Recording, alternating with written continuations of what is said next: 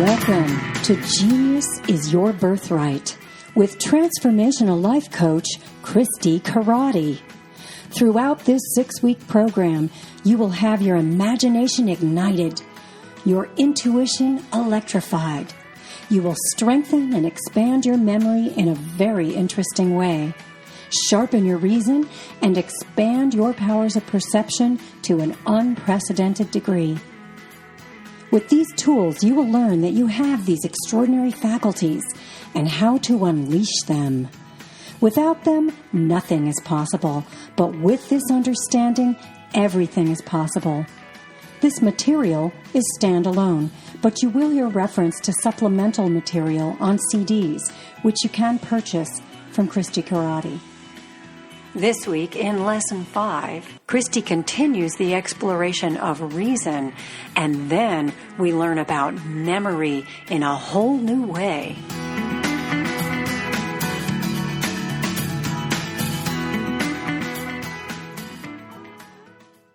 Hello and welcome. This is Christi, and this is Genius is Your Birthright. To get started, I want to move into that place of setting the tone of our frequency. And so now with a piece of paper in front of you, I want you to think about something that you're grateful for and really move into that place of gratitude. I'll share with you right now, I am so grateful to have a kitchen stove. And that just means a whole lot of things, cooking, nurturing the family, feeding ourselves, this wonderful space. And actually tonight, my sister is up visiting from San Diego, and she and my mom and a friend of my mom's, who my sister brought up to visit her, are all coming over for kind of our first dinner in our new kitchen. So I'm really grateful for the stove. And in my art therapy practice, one of the things that I always do is I light what I call the hearth fire, the center fire. And so I put my stove in the center of my house, in the center of my kitchen, because I really like to think of the hearth fire being at the center of everything. And for me, the hearth fire is that place of warmth, healing, and knowledge, and sitting around in a circle of women or people and just having that wisdom there. And so in sharing that as my gratitude to have the stove, I'd also like to invite you into seeing us right now sitting around a hearth fire and knowing that all of the divine wisdom that is available to anybody is available to us. And so I would like you to write down your gratitude also. And then move to that place of something that you're proud of. Now, we're often proud of things outside of us. I'm proud of my son. I'm proud of my husband. I'm proud of different things out there. But this is a proud of something about you, because what we're doing in this is we are creating a frequency that matches a willingness to shift into a new frequency. Okay, and so something that you're proud of. Something that you've done that you're proud of.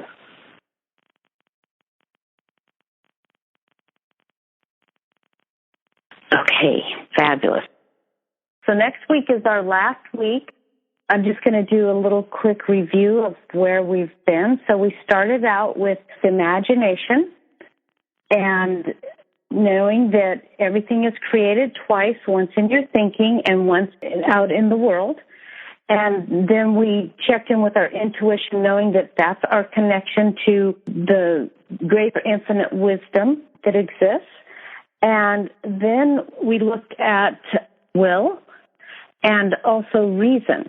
And will is basically that moment in time when you choose, when you set a commitment, and you can ask yourself that question, this is my intention, and therefore this is what I'm doing, this is my action right now. And so we use the will of the connection with the divine, as well as the will to move towards our direction. So that's a powerful faculty. And we also began to speak about reason. And reason, I shared the story of the fly in the window, and that's a very powerful story. And the book that comes from, U Squared by Price Pritchard, is very impactful, very powerful book. In fact, tonight I'm going to share a lot from that book. And so tonight we're going to actually talk about memory, and I'm going to tie it in with reason. So we're actually going to take a deeper dive into reason and then tie it into memory in a very interesting way. And you'll want to have paper and pencil, especially today, and hopefully you'll be in a situation where you can write or take notes. If you're not, you can always go back and listen to the recording, and you can do the exercises, because I'm actually going to have you do some writing and a very powerful exercise that we're going to do in this process today. So again, we are going to be looking at both reason and memory. I've actually done this whole memory thing with association of the memory with teenagers, and they think of it as a game, but they also find that it helps them remember things in taking tests and things like that. But underlying that, in doing those types of things, we strengthen that muscle of memory, expanding our capacity for memory. And memory is really important for building our confidence, for also in our business or out into the world of, like Bob says on the CD, of remembering somebody's name that you've met in regards to business, that it will impress them. The other interesting thing about developing your memory is that as you are able to hold more in your memory in a clear way, once you put it into memory, it actually opens up and expands you to a new area of creativity, a creativity that's built on that memory, a creativity that's built on what you've already learned. So mathematics is a great way of thinking of that. So you've learned to do addition, 5 plus 5 equals 10. And so once you've memorized that, then you can move on to multiplication. 5 times 5 is 25. So math is a really good example of how once you've memorized something, you can move on to something else, and it opens you up to that place of creativity. And this is part of my philosophy around creative thinking. It's several-fold, but one is that you use what you already have, so that you've memorized, and that you also have resources out in the world, and also that there are ways to think in a manner that you've never thought of before. And one of the games I used to play as a child, especially on long car rides or something, it would be to really look out into the landscape and try to see something that is not normally seen. Is there something that people don't notice generally, or I don't notice generally, and to really try and look for something different or unique. And I also would do that with thoughts. I would try to think, especially on those my family drove a lot, so we traveled a lot, and we traveled by driving, and there was 4 of us kids. Sometimes it was really long, and I would just try to think of things that I'd never thought of before. And I realized later in life that that's actually this whole process. And kind of how those roots were started back then is to really think of thoughts that have never been thought before. And I came to realize that, I use always the example of the ever-expanding universe, and that its nature is to expand. And that, to me, is what I was developing as a child, and I still use in creative thinking, is the ability to think in ways that have never been thought before. And I almost feel like it's my job to think thoughts that have never been thought before, and to put things together in a different way that have never been put together before. And on another interesting side of that, Einstein said that he only memorized what he couldn't look up.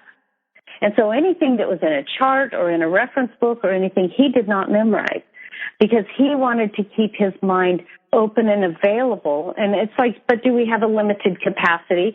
Only in our current understanding do we have a limited capacity, but he had a current understanding as well. So that's an interesting juxtaposition with the whole thing, is to think, how can I, open up to creativity? How can I memorize things so that they're a foundation for my new growth? And yet, how can I not take in things that are not necessary or that I have other resources to get to? It's me and technology. It's like I would rather pay somebody else to do my technology than to spend the time trying to expand my brain in that capacity. I want to expand my brain in other capacities. Could I do it all? Yes, if that was my entire focus. But my core value is actually family first, the relationships, the family. So would that align with my core value? No, it wouldn't. So I would rather pay somebody who finds, and the other thing is that it finds somebody that it's their passion, so that I'm supporting them in their passion. And there are people out there that just love doing this type of stuff. I've had a couple of them work for me. Anyway, so memory is really important, and it's one of those muscles. You might be thinking that we're going to lose our memory, but it is one of those muscles. Everybody talked about that when Sudoku came out. That gave this is a good way to keep your mind and brain active. So that type of memory is very important. Now, if you've listened to the CD, that talks about future memory. Well, I'm actually going to jump back into reason, and then we're going to come back around to that future memory. And the exercise on the CD, we're going to do it to an even deeper level, but really looking at reason. And on the CDs, Bob Proctor talks about Price Pritchard, and you too. And this is, I think, one of the books that really is powerful around reason. So I wanted to share a few thoughts with you, and it is the concept of a quantum leap. So first of all, the concept in a quantum leap is that it's not incremental stages, and I'm going to talk a little bit more about that. It's learning a new way of doing things. And back to mathematics, it's a great model of how this works. So first you learn to add 5 plus 5, and then you learn to multiply 5 times 5. And, it takes two numbers, 5 and 5, to do that. And then you learn you can do that with one number, 5 to the power of, and you can get to 25. So it's the expanding of how you, first of all, comprehend things and can learn things, but also how you can exponentiate your experience. So I'm going to read a little bit out of Price Pritchard's book again. So hopefully you hold in mind the story of the fly and the whole concept of, do we need to work harder?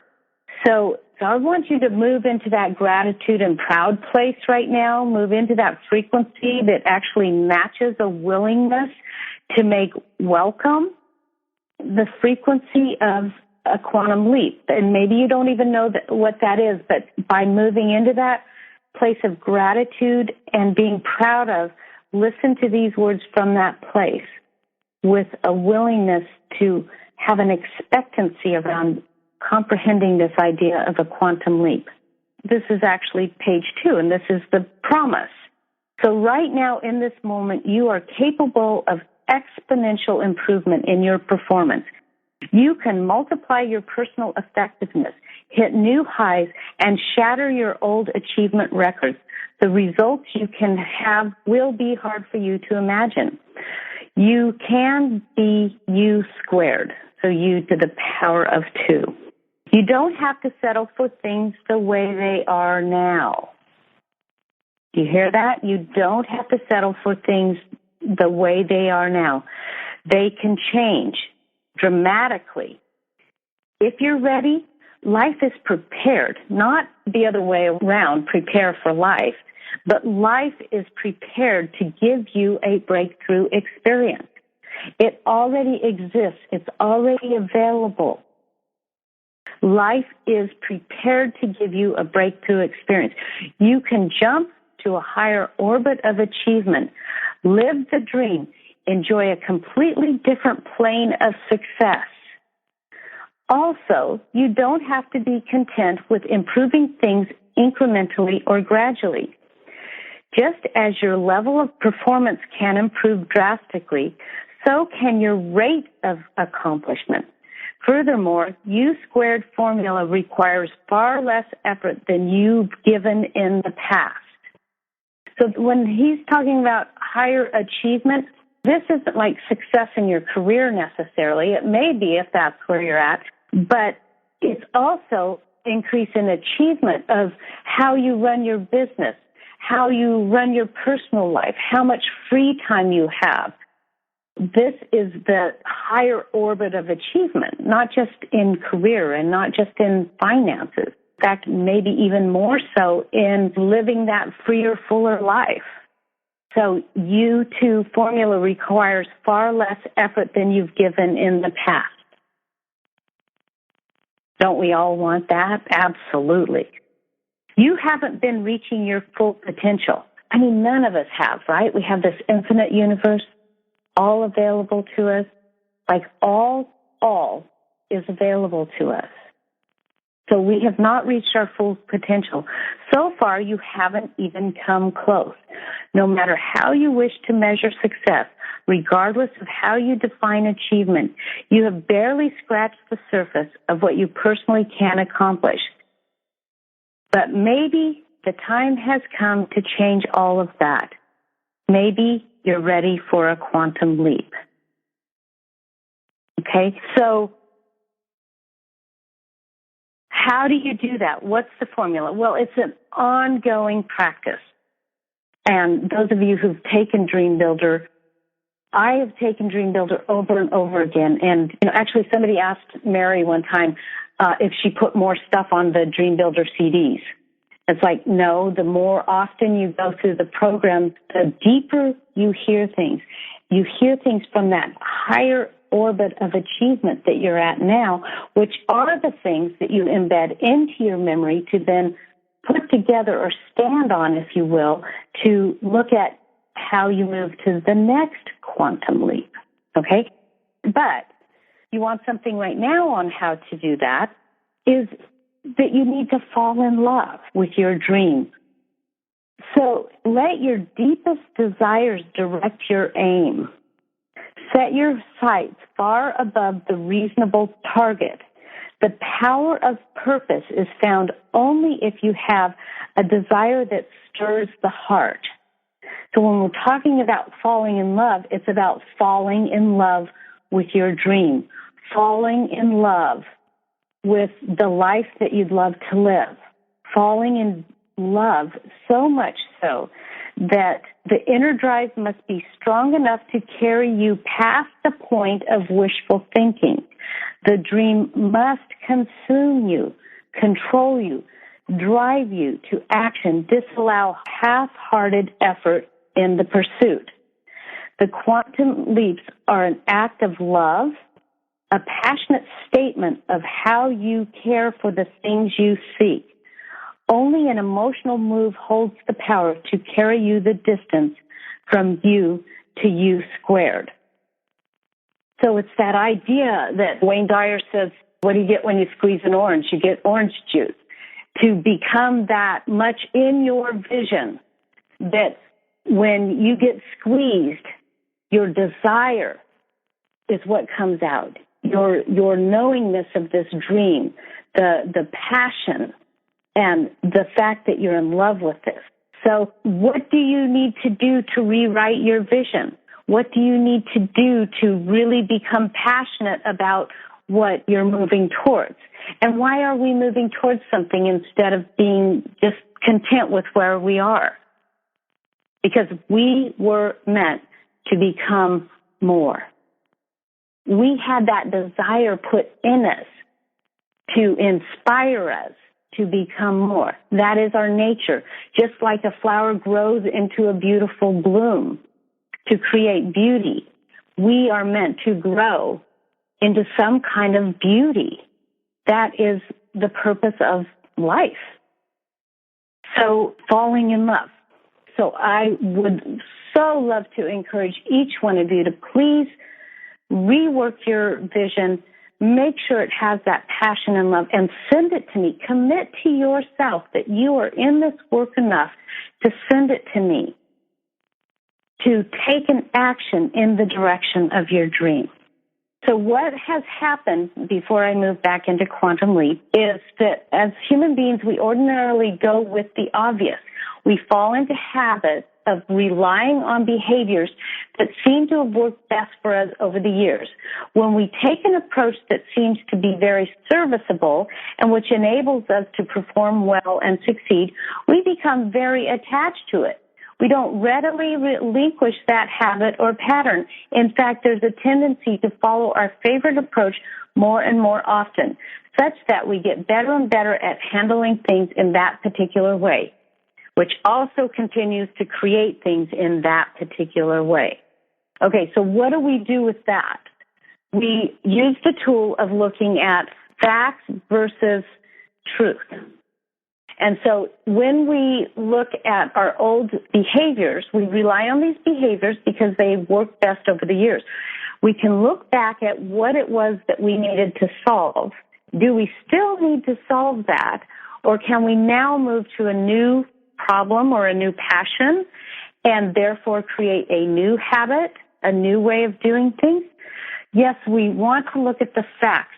We have to take care of paying the bills, of taking care of the babies, the children, the job, the employees, but now we can move to a newer truth.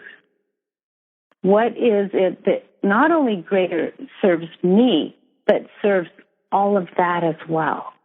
Okay, how can I think in a new way? How can I think in a way I've never thought before? So to make a quantum leap, you've got to break out of the rut of where you've been running. Second guess your routines. Overcome the addictions to your old mythologies. Set new patterns. Quantum leaps come when you seek the elegant solution. Think about it. Quantum leaps come when you seek the elegant solution. That is writing a high-quality question or asking a high-quality question. So instead of asking, how do I get rid of these old behaviors, just switch that to a high-quality question would be, how can I ask a high-quality question? So just making that simple shift. Okay, so, but you want to relate it to all of your patterns and behaviors. So not all, because you don't have to identify everything. You don't have to go back and dig up your past. You can just look at the ones that are running the area that you want change in. If you want change in the area of weight loss, then you look at what are the limiting habits and beliefs in that area. Okay, and so the things I want to share with you that I'm proud of is today I hit my 20.8 pounds lost mark, let go of mark. Okay, I'm never going to find them again. So what has that taken for me to move to that place? I've had to get rid of a lot of old habits that were running me. I had to commit, I had to use my will, and I had to choose to look at some behaviors that were limiting me and replace them with new behaviors. And there is a way you can do more with less. And the more you study this work, the more you practice this work, the more you'll understand how. You know, I remember listening to Mary. She would say, the book that we're going to study next month, Science of Getting Rich, and she would say, thinking in a certain way. And I go, okay, but how? No, thinking in a certain way. She kept saying that was the first step, thinking in a certain way. Well, what's that certain way? No, thinking in a certain way. You know, it's like all of a sudden I could hear it. After I heard it many times, thinking in a certain way, like a sure way. But it also does mean, and then I was able to hear that it also does mean thinking in a certain way. What certain way is that? The way that I choose to think of it. So when we say there is a way you can do more with less, I cannot tell you how you can do more with less. But I can teach you these tools so that you can learn, you can discover by asking high-quality questions, by seeking elegant solutions of how you can do more with less. So that is teaching these tools. So before we get back to future memory, I wanted to share with you about failure. So in this whole process of quantum leap, seek failure. We could all just grab our chests. Seeking failure, what are you talking about? Edison was asked one time how it felt to fail 300 times before he discovered the light bulb. And he said there was never a failure. That was all just information that was getting me to where I'm going. However, we want to seek failure, not necessarily seek failure, but if you hit failure, it doesn't mean that you're defeated. Actually, the struggle gives you strength. It's like tempering the steel, S-T-E-E-L, or the soreness involved in developing muscle. The difficulties are just evidence that you are learning and progressing. Don't interpret problems or breakdowns as proof that you should quit, but instead take them as evidence of your growth and improvement. So this is what it looks like as you are moving in the direction of doing more with less. This is what it looks like right now where you're at. I know each one of you that if you took the problems you're facing right now, that you could see in the long run that those were the steps. That was because you were willing to jump into this place of unknown, this place of risk-taking, this place of thinking outside of the box. And this is where fact comes into play. I am not asking you to jump off of a cliff without having wings. However, I'm asking you to consider outside of the box options of how to get from the cliff to the beach. Consider interesting ways. What are new ways that you can do this? So now we're going to move into future memory, and then I'm going to actually guide you in using this idea of asking elegant questions and moving into a place of using our reasoning faculties along with our future memory. I'm going to talk about where can we go with this. So future memory is the idea of remembering what it's like from the place in one version of your future. And if we can imagine it, this comes back to imagination. If we can imagine it, then we can get there. How? We don't want to ask how. We don't need to know how. But if we can imagine it, it happens first in thought, then it becomes form. And so Alice in Wonderland talks about think 5 impossible things each day. I actually gave myself that assignment one time. When I first heard that, it was like I'd wake up in the morning, okay, I'm going to think 5 impossible things today. And even if they didn't, these were things that I didn't even necessarily, there does need to, if you want them to really become reality, you need to have a belief, an expectancy of them becoming reality. But in stretching your imagination, you can just think 5 impossible things each day. And then you can think 5 impossible things that might be possible. So anyway, the other one with Alice in Wonderland is thinking about what did you think about tomorrow, something like that. And this is all about writing our vision and why I really want you to refine your vision. It's about putting ourselves in the future, absolutely being in the future, not pretending, but using our imagination to be in the future and having a memory in that future. And if you have a memory in that future, what is it? What are you thinking about? What are you feeling? What are you remembering about the day before? What are you remembering about where you've come from to where you're at now? So we're actually going to go even a little deeper with this. And this is why I want you to have paper and pencil, is also to write down some of this. So one of the other important practices in using your faculty of reason is the other tool I've talked to you about, which is pause. So Einstein didn't memorize things that you could look up, and where we're talking about having things in our memory that we can build on. To get to that next place of creativity, a great tool to do that is to pause. Just kind of like you maybe do before you run out the door. Pause and think, did I forget anything? But let's take a deeper pause right now and just let everything settle. Now think of it's 3 years from now. It's fall. The leaves are changing. It's 3 years from now. And things will have changed and evolved. So be in that place right now. I like to relate it to events and things and people around me, like I would think of where Aaron is, what people around me are up to, and then move into that place of your vision, but in a place of knowing I now am the woman who is, and you can just take one part of this even, I am the woman who is.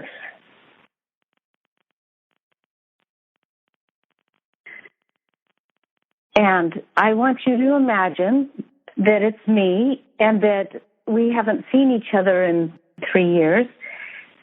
And I'm walking one direction, you're walking another, and all of a sudden our paths cross. And it's like, oh my gosh, I haven't seen you in so long. Tell me what's been going on for you. And I want you right now, I'm going to pause for a minute, just even jot down a few notes. Oh my gosh, Christi, let me tell you about my life.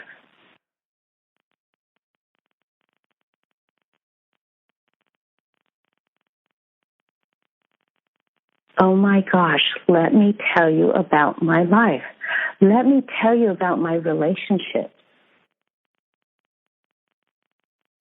Let me tell you about my time, money, freedom.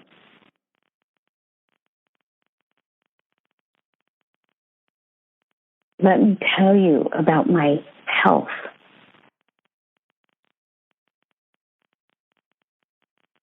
Let me tell you about my career.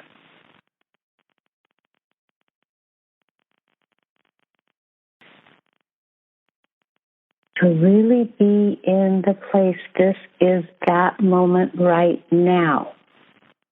And now I want you in your mind to turn around 5 more times, and it's the next day, and we actually run into each other again. Oh my gosh, it's so great to see you. Hey, you know what? There was a question I wanted to ask you yesterday when you told me about your life. If you know what you know right now, what is something that you would have wanted to tell yourself back then?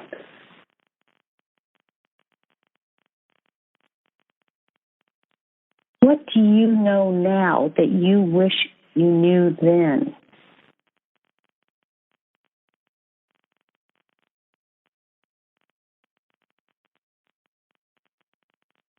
In hindsight, what were the thoughts and the things that limited you?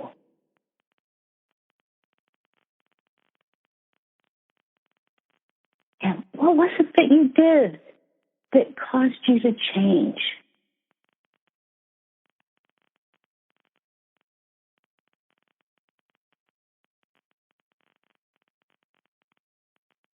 And you say, oh my gosh, Christi, let me tell you about that.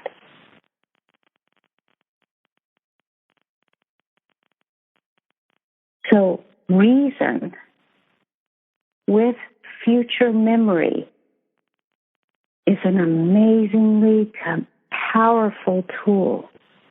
This is how we use reason to think outside of the box, to access our intuition and that divine wisdom that's all available out there to us, is to stand in that place, not of pretending to be in that place, because remember, it all starts in our imagination.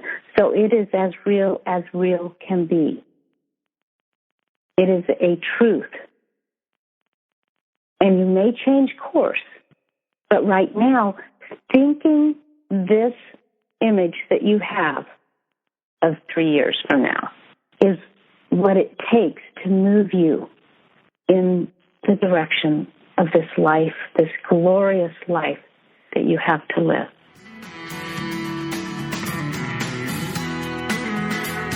That concludes Lesson 5 with reason and memory. Next week we finish with Lesson 6 on perception.